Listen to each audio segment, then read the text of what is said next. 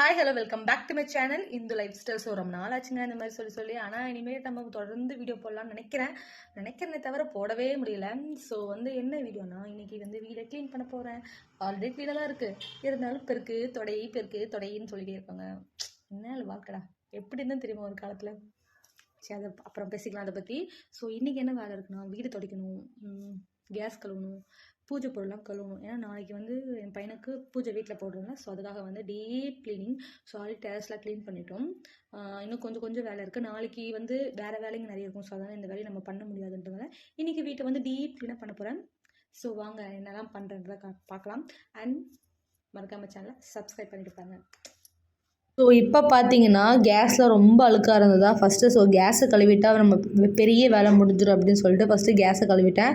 அதுக்கப்புறமா பூஜைலாம் க்ளீன் பண்ணிகிட்டு இருந்தேன். அப்புறம் அரிசி ஊற வைக்கணும்னு சொன்னாங்க. ஸோ இது வெட்னஸ்டே ஈவினிங் தேவைப்படுது மாவு.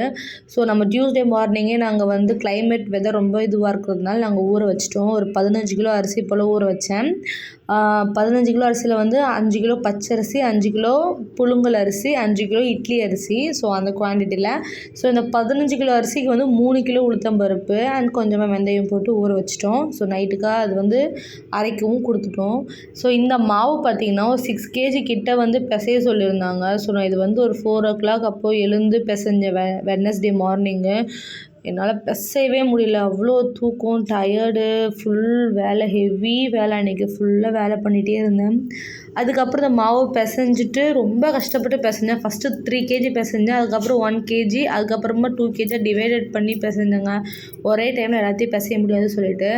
அதுக்கப்புறமா பூவெல்லாம் கோர்த்து வச்சுருந்தாங்க. ஸோ அதெல்லாம் நல்லா அழகாக டெக்கரேட் பண்ணிகிட்டு இருந்தாங்க. எனக்கு எதுவுமே பண்ண தெரியாதுங்க, அவங்க தான் பண்ணிகிட்டு இருந்தாங்க எல்லாம். அதுக்கப்புறம் வெளியே பார்த்தா ஹாலில் செம்மையாக பண்ணியிருந்தாங்க பூஜை அறை. அப்படியே ஐயப்பன் அப்படியே நேரில் பார்க்குற மாதிரி இருந்தது. ஸோ அவ்வளோ சூப்பராக இருந்தது. அப்புறம் என் பையன் என்னை விட்டுருங்கடா அப்படின்ற மாதிரி மாட்டிக்கிட்டான். ஸோ ஆக்சுவலாக அவனை உட்கார வைப்பாங்கன்றது எனக்கு தெரியாது. தெரிஞ்சிருந்தால் சாப்பிட வச்சு அனுப்பிச்சிருப்பேன். ஸோ அவங்க திடீர்னு அவனை உட்கார வச்சோடனே அவன் ஸ்கூல்லேருந்து சாப்பிடாமலே குழந்த உட்காந்துட்டு ரொம்ப பாவமாக இருந்தது என் பிள்ளையை பார்க்கவே. அண்ட் அதை விடவே எங்களுக்கு ரொம்ப சந்தோஷம். அவனை இந்த இடத்துல உட்கார வச்சு அவனை ஸ்லோகம்லாம் சொல்கிறது ரொம்பவே சூப்பராக க்யூட்டாக இருந்தான். எங்களுக்கு அவனை பார்த்துட்டே இருக்கலாமா இருந்தது, இன்னும் எவ்வளோ நேரம்னா பார்க்கலாமா அப்படி இருந்தது. அண்ட் பார்த்திங்கன்னா எங்கள் வீட்டுக்காருக்கு சாமி வந்துருச்சுங்க.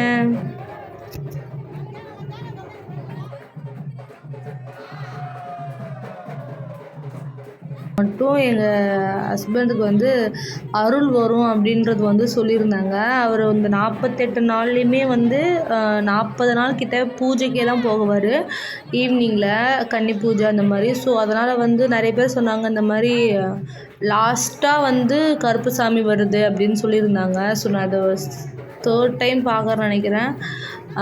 பிஃபோர் மேரேஜ் ஒரு டைம் பார்த்தேன், அண்ட் ஒரு டைம் ஆஃப்டர் மேரேஜ், அண்ட் ஒரு 5 years கேப்க்கு அப்புறம் இப்போ தான் நான் ஃபஸ்ட் டைம் பார்க்குறேன் அவர் மேலே அருள்.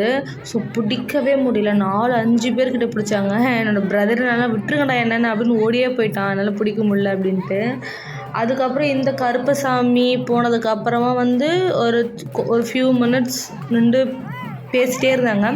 வேறு ஸ்லோகம் சொல்லவும் லாஸ்ட்டாக ஒரு அருள் வந்தது. அதுக்கப்புறமா இதுக்கு மேலே ஆடினா உடம்பு ரொம்ப பெயின் ஆகிடும் அப்படின்னு சொல்லிட்டு நிறுத்திட்டாங்க. ஸோ இதெல்லாம் பார்க்கவங்களாம் எங்கள் மாமியார் பயங்கரமாக கிளாப் பண்ணி என்கரேஜ் பண்ணிட்டு இருந்தாங்க. அதாவது ஐயப்பா சாங்ஸு, ஸ்லோகம்ஸ் அதெல்லாம் சொல்லிகிட்டே இருந்தாங்க, அங்கே உள்ளே பாடிட்டே இருந்தாங்க. ஸோ நாங்கள் ரொம்ப ஹாப்பி. இந்த மாதிரி ஒரு பூஜை வீட்டில் வச்சது ரொம்ப நல்லது. ஸோ உங்கள் வீட்டில் யாரெல்லாம் இந்த மாதிரி ஐயப்பன் பூஜை போட்டிருக்கீங்கன்னு மறக்காமல் கமெண்ட் பண்ணுங்கள். அண்ட் பார்த்திங்கன்னா சமையல்லாம் எங்ககிட்டே நாங்களே பண்ணணும், ரொம்ப கஷ்டமாக இருந்தது. ஸோ யாருமே இந்த மாதிரி தயவு செஞ்சு பண்ணிடாதீங்க, ஹோட்டலில் ஆர்டர் கொடுத்துருங்க.